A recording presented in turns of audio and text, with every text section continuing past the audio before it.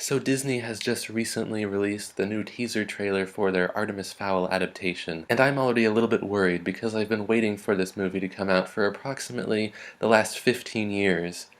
So there's no way that any adaptation could possibly do justice to how I think it should be. But despite these qualms, I'm going to look at this trailer anyways and see exactly how worried I should be. Let's jump right in.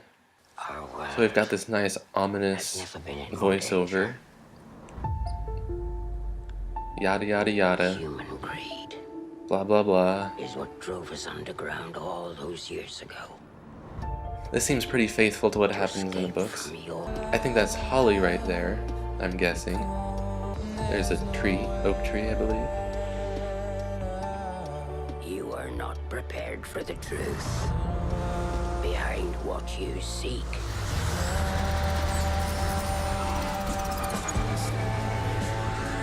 Now, I'm going to pause it right here because this is where I start to get a little bit worried about this film.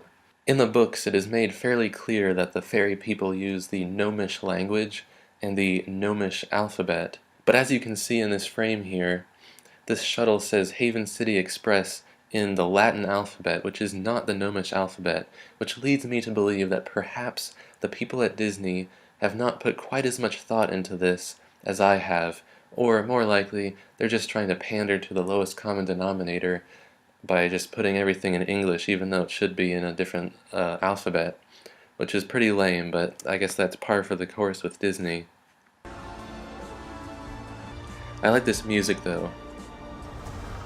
Now, Artemis Fowl. Oh look, it's Artemis Fowl.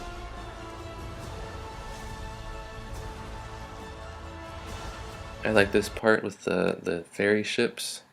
They look pretty cool. This, I'm assuming, is Josh Gad in the role of Mulch Diggums, and I'm sure he'll perform the role very well, as he always does. But I hope the special effects people do their job and don't just make Mulch Diggums look like a chubby guy who walks around being chubby or something.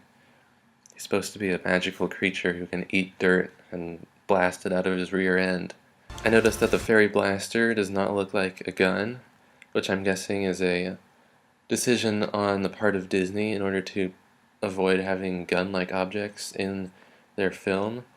I'm just curious how that might influence Butler's weapons collection, which we haven't really seen in this trailer at all. And I'm guessing that this shot is from the early scene where Holly attempts to capture a troll in Italy. This part where Butler uses a bow and arrow, I don't remember that being in the book, but maybe I'm just remembering it incorrectly. At any rate, it looks pretty cool. This part here where Commander Root, played by Dame Judi Dench, uses a magical force blast to blast away all these other fairies, I don't remember that being in the book, but I might also be remembering that incorrectly. Here's Artemis Fowl looking super cool in his glasses and his suit. And this here is probably my favorite part, where the shapes turn around and turn into the letters that spell Artemis Fowl. That's very cool. Not sure how I feel about the Disney logo though. And there you have it.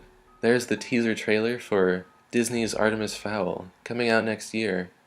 Now of course I'm going to be very skeptical of this film, and I'm going to go into the theater being very worried, and I'm sure I'll find out more when subsequent trailers are released.